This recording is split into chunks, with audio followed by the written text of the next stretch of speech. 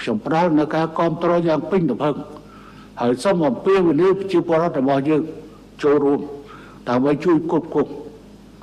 យើងមិនខ្វះទេក៏ប៉ុន្តែបង្ហាញពីសមត្ថចិត្តដើម្បីបញ្ជាក់អំពីខឿនការពារជាតិរបស់ប្រជាជនដែលជាយុទ្ធសាស្ត្ររបស់ហ៊ុនសែនតាំងពីដើមហ៊ុនសែនមិនអាចផ្អែកតែលើកងទ័ពសត្វសាទេគឺផ្អែកលើការគ្រប់គ្រងរបស់ប្រជាជនខ្ញុំសង្ឃឹមថារាជរដ្ឋាភិបាលថៃថ្នាក់ដឹកនាំថៃក៏មានចិត្តគំនិតដូចខាងកម្ពុជាដែរគឺចង់ពង្រឹងទំនាក់ទំនងចិត្តខាងល្អទស្សនកិច្ចខែមេសាកន្លងទៅរបស់នាយករដ្ឋមន្ត្រីហ៊ុនហ្គី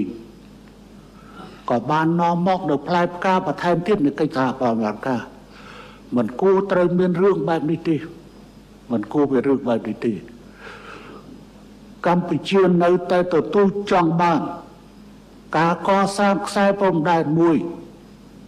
ជាមួយប្រទេសជិតខាងទាំងអស់ជាខ្សែព្រំដែនសន្តិភាពមិត្តភាពសហប្រតិបត្តិការនិងការអភិវឌ្ឍនេះជាបម្រងប្រាថ្នាពិតប្រាកដសូមអរគុណកម្មវិធីទូរស័ព្ទដៃឆ្លាតវៃ App ក្រសួងព័ត៌មានចែករំលែកព័ត៌មានថ្មីពិតលឿននិងទូលំទូលាយប្រកបដោយជំនឿទុកចិត្តនិងវិជ្ជាជីវៈដើម្បីផ្សារភ្ជាប់គ្រប់មជ្ឈដ្ឋាន